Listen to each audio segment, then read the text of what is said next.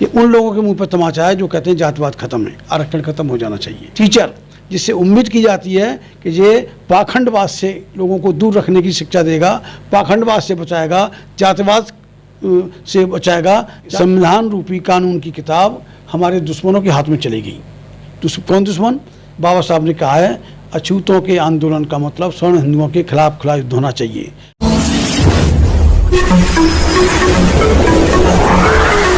मैं एम नफीस रशीद, आप देख रहे हैं भारत न्यूज़ 247।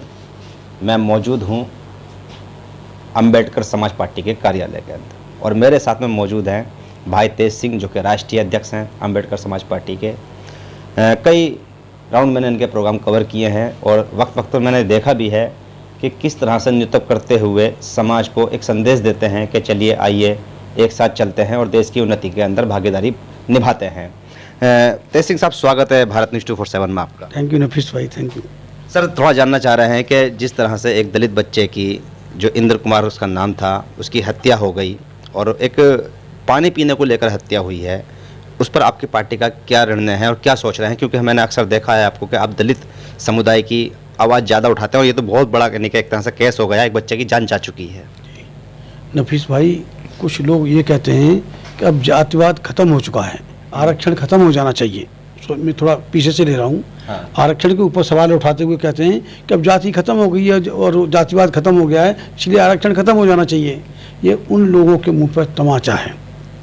जो इंद्र कुमार मेघवाल की जो छात्र था, छोटा बच्चा था, उसकी जिस तरह से उसके टीचर ने, उसको पढ़ाने वाले अध्यापक ने सिर्फ घड़े का पानी छू लेने भर से वो अपवित्र हो गया और आपे से बाहर हो गया। उसने लड़के को पीट पीट कर मार डाला।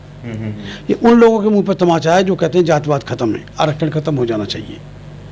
ये तो देखिए, इन्हें मालूम है इन लोगों की सरकार है, सवर्ण डोमिनेटेड, चाहे कांग्रेस की सरकार रही हो चाहे भाजपा की सरकार रही हो, ये सारी सत्ता की बागडोर सवर्ण हिंदुओं के हाथ में रही है। कंट्रोल, रिमोट कंट्रोल सत्ता का सवर्ण हिंदुओं के हाथ में रहा है, चाहे कांग्रेस रही हो कभी।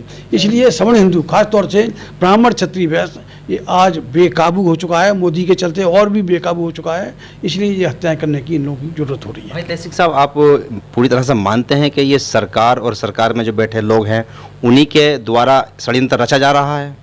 देखिए, सरकार क्या है, सरकार क्या कर रही है कि दलित और मुसलमान सर न उठा सकें, इसलिए उनको इस तरह से पीट पीट के मारा जा रहा है। मैं समझता हूँ कि इसमें कहीं ना कहीं सरकार की सह है। अच्छा। सरकार का हाथ है, सरकार का, ये समझिए कि वो कहते हैं कि जो उनके ऊपर सरकार का कंट्रोल है कि वो, इसलिए वो डरते नहीं किसी से, कानून को उनके माने नहीं है, उनको कानून का डर नहीं है। उन्हें मालूम है कि कोर्ट कचहरी तक, सब तक कहाँ तक जाएगा, सब उन्हीं के चाचा ताऊ बैठे हुए हैं। इसलिए बेखौफ होकर वो किसी को भी मार देते हैं, किसी की भी हत्या कर सकते हैं। और ये जो हुआ है, एक टीचर जिससे उम्मीद की जाती है कि ये पाखंडवाद से लोगों को दूर रखने की शिक्षा देगा, पाखंडवाद से बचाएगा, जातिवाद से बचाएगा, जातिवादी व्यवहार नहीं करेगा, ऐसे जातिवादी उसने, अध्यापक ने उस दलित बच्चे को मारा है। तो आप समझ सकते हैं कि जातिवाद आज का नासूर आज भी बदस्तूर लोगों के दिल और दिमाग में छाया हुआ है। ये सवाल वाकई में खड़ा हो गया है कि अगर इस तरह के टीचर होंगे तो बच्चे सुरक्षित नहीं होंगे और किस तरह से संविधान की पढ़ाई कराएंगे। तो ये तो बाबा भीमराव अम्बेडकर का जो सपना था वो तो चकनाचूर हो गया, बिल्कुल संविधान की धज्जियां उड़ चुकी हैं। जी जी जी, देखिए, संविधान जो 1950 में जो संवैधानिक कानून की किताब थी, गलती से या नासमझी से या हमारे समाज के लोगों की नालायकी से वो संविधान रूपी कानून की किताब हमारे दुश्मनों के हाथ में चली गई। कौन दुश्मन? बाबा साहब ने कहा है अछूतों के आंदोलन का मतलब स्वर्ण हिंदुओं के खिलाफ युद्ध होना चाहिए। युद्ध दुश्मनों के खिलाफ होता है, इसलिए सवर्ण हिंदू हम लोगों का, बाकी लोगों का जन्मजात दुश्मन है। और वो किताब नेहरू से लेके अटल बिहारी वाजपेयी, नरसिम्हा राव, ये सारे जो जितने भी रहे हैं, और आज ये मोदी, सारे हमारे दुश्मनों के हाथ में। तो इसलिए वो कानून का हमारे लिए कोई मतलब माने नहीं रह गया है और वो कानून के को एवं लॉ अपने आप को प्रूव कर चुके हैं इस तरह की वारदातों को अंजाम देकर। मैं इसी सवाल को थोड़ा सा और आगे बढ़ाना चाह रहा हूँ। सरकार से और धर्म की बात हो रही है, धर्म के एतबार से तो ये हत्या हुई है, हालांकि सरकार कभी भी धर्म को तो खैर संविधान के हिसाब से नहीं मानती है। जिस तरह से अभी कुछ यानी कि दिन पहले कह लो पूरे भारत के अंदर कांवड़ यात्रा निकली, सब कांवड़ में देखे होंगे, आप खुद देखा होगा, सब दलित समुदाय के लोग थे और पूरी तरीके से धर्म का पालन कर रहे थे। तब आज ये फिर सवाल खड़ा हो जाता है कि ये बच्चा क्या कांवड़ियों में शामिल नहीं हो सकता था, या जिस तरह से कांवड़ियों के पैर दबाए जा रहे थे, उनकी सेवा की जा रही थी, तो क्या इस बच्चे के पानी पीने से धर्म भ्रष्ट हो गया था, क्या हो गया था? देखिए, जहाँ तक कांवड़ियों का सवाल है, कांवड़ियों का मतलब है कुछ नौजवानों को गुमराह करके, ब्राह्मण और ब्राह्मणवादी कुछ लोग गुमराह करके इस धर्म के नाम पर अधर्म का ऐसा प्रचार कर रहे हैं कि जो खास तौर से जो बहुत बड़ा 70% आबादी है SC ST OBC की, वो किसी तरह से धर्म के चक्रव्यूह में फंसा रहे और इन्हें वोट करता रहे, इन्हें सत्तासीन करता रहे। कांवड़ियों की बात की, कांवड़ियों ने भी एक कांवड़िये को मार डाला, वो फौजी था, जाट समाज का था, वो भी छुट्टी लेके कांवड़ यात्रा पे निकला था, लेकिन वहाँ कांवड़ियों ने ही पता नहीं क्या बात हुई, कांवड़ियों ने उसको पीट कर मार डाला। तो आप देखिए कौन सुरक्षित है, क्या उस पर मतलब क्या एक्शन होगा, उस पर सरकार का क्या एक्शन है? मैं थोड़ा जानना चाह रहा था कि अगर कांवड़ कोई धर्म यात्रा में जाता है तो वो हिंदू है, और कोई पानी पी ले तो वो हिंदू नहीं है। देखिए, कांवड़ का मैं बताऊं, कांवड़ तो एक जो है, देखिए जो कहते हैं जो हिंदुओं का जो भगवान है शिव, और शिव का बताया जाता है कि शिव की जटायुओं से गंगा निकली है। इसका मतलब शिव ने गंगा को पैदा किया, गंगा पुत्री हुई शिव की, और वहाँ से ये लोग उस पुत्री को लेके, गंगा रूपी पुत्री, गंगा जल रूपी पुत्री को लेकर शिव के लिंग पर चढ़ाते हैं। इससे शर्मनाक बात और क्या है, मर जाने वाली बात है। इसका मतलब ये लोग व्यभिचार को बढ़ावा देते हैं, और किस तरह से पुत्री को पिता के लिंग पर चढ़ाना, गंगा जल तो पुत्री हुई ना, गंगा जल तो शिव की पुत्री हुई, और पिता के लिंग पर चढ़ाना ये कांवड़ियों का काम है। पता नहीं लोगों को कब शर्म आएगी, कब इससे दूर हटेंगे। सर मेरा सवाल फिर दोबारा से वही बना हुआ है कि एक बच्चा जो कि 7 से 8 वर्ष का है और वो भी हिंदू धर्म से ही है, दलित भी तो हिंदू ही होते हैं, या नहीं मान सकते उनको हिंदू हैं, वो तो हिंदू ही था। उसका नाम इंद्र कुमार है। सर, इंद्र कुमार होने के नाते वो हिंदू महसूस हो रहा है। मुझे नहीं मालूम कि कहीं वो बौद्धिस्ट ना हो, पर ऐसा लग रहा है जैसे वो दलित है और वो हिंदू है, और दलित ही सबसे ज़्यादा मंदिरों में जाते हैं। सर, तब ये भेदभाव क्यों हो रहा है, पानी को लेकर या फिर मंदिरों के ऊपर लेकर होता है? नफीस भाई, मैं डॉक्टर अम्बेडकर का एक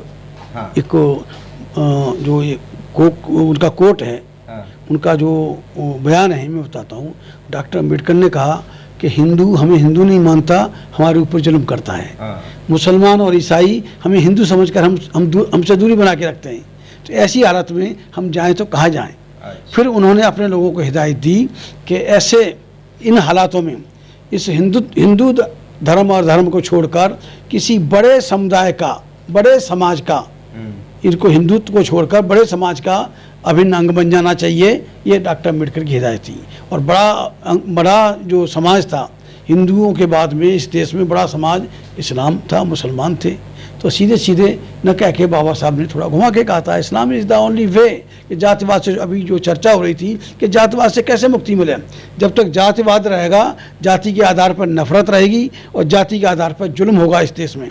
और जाति छोड़ने का जो जैसा बाबा साहब डॉक्टर अम्बेडकर ने सुझाव था कि इस्लाम ही एक रास्ता है, भाई तेज सिंह को तेज मोहम्मद बनना पड़ेगा। अच्छा। जाति खत्म हो जाएगी तो जाति के आधार पर जुल्म और नफरत भी खत्म हो जाएगी। यानी कि आप तेज मोहम्मद बनने की बात कर रहे हैं। सर, मैं थोड़ा जानना चाह रहा था, जैसे कि भाई जो उसका कातिल है बच्चे का, टीचर जो है, बात सुनने में आ रही है कि कंप्रोमाइज़ होने की बात गाँव के अंदर चली है, और जज ने भी कह दिया है, कोर्ट ने भी कह दिया कि भाई आप फैसला कर लो। ये फैसला होना मुनासिब है? अगर कोई फैसला होता है मेल मिलाप वाला, कंप्रोमाइज जिसे कहते हैं, कोई 5-7 लाख रुपए ले लो, अगर ऐसा होता है तो इसमें आपके पार्टी का और आपका नज़रिया क्या रहेगा? देखिए नफीस भाई, जो विक्टिम फैमिली है, जिनका बच्चा मारा गया है, उस फैमिली के ऊपर इतना प्रेशर डाल देते हैं पुलिस का, प्रशासन का और दूसरे समाज का, कि वो समझता है कि अब समझौते के अलावा कोई रास्ता नहीं है मेरे पास, जो मिलता है उसको ले लो, मेरा बच्चा तो चला गया। ऐसे हालात खड़े करते हैं ये समझौता नहीं होना चाहिए था, लेकिन संघर्ष करे तो कौन करें। अम्बेडकर समाज पार्टी बदस्तूर संघर्ष कर रही है, लेकिन साथ देने वाले बहुत कम हैं, इस लड़ाई को लड़ने वाले बहुत कम हैं। तो ऐसी हालत में लोग लड़ना कम, फिर समझौते पे आ जाते हैं। जिस तरह से पुलिस प्रेशर होते हैं, पुलिस भी परेशान करती है कि नहीं अगर समझौता नहीं करोगे ऐसा करेंगे, मतलब ऑफ द रिकॉर्ड वो आके परेशान करते हैं। और जो दूसरे समाजों के मुखिया होते हैं, सवर्ण समाज के मुखिया होते हैं, वो उनको प्रसारित करते हैं, समझ ले नहीं तो तुझे भी मार देंगे, तेरे बाकी बच्चों को मार देंगे। इस तरह से का जो जब हालत क्रिएट करते हैं तो इंसान मजबूर हो जाता है समझौते करने के लिए, उसी का हिस्सा है। और सबसे ज़्यादा अफसोसजनक बात तो यह है कि ये कोर्ट आदेश दे रहा है, कोर्ट डायरेक्शन दे रहा है कि भाई जाके समझौता कर लो। ये इससे ज़्यादा और बुरी बात होगी। वो जज तो जज बने रहने के लायक नहीं होना चाहिए ये ऐसी हालत में। शुक्रिया हमसे बात करने के लिए। ये थे भाई तेज सिंह साहब जो कि अम्बेडकर समाज पार्टी के राष्ट्रीय अध्यक्ष हैं। और जिस तरह से हम दोनों के बीच में ये जानकारी इकट्ठा करने की थोड़ी सी कोशिश हुई है कि किस तरह से एक बच्चे को इंसाफ मिले और समाज किस तरह से इस बच्चे के लिए जुटे और किस तरह से प्रशासन को काम करना चाहिए। और एक सवाल जो आखिर में हमारी ही बात चीज़ जो हुई है वही छोड़ देती है कि किस तरह से समाज इंसाफ लेगा। हालांकि ये बड़ा नामुमकिन सा है, क्योंकि अब मटके से पानी पीना, खास करके उसके मटके से पानी पीना जो खुद हेडमास्टर या टीचर है, तो ज़रा सोच समझ के बच्चों को स्कूल भेजिएगा। या फिर मैं तो ये कहूँगा, मैं ये सवाल उठा रहा हूँ और कहूँगा इस बात को मैं ज़रूर कि अपने बच्चे को जब स्कूल भेजें तो ज़रा जांच कर लीजिएगा मास्टर ज़रा ऊंची जाति के तो ना हैं। मैं एम नफीस रशीद, आप देख रहे थे भारत न्यूज़ 247।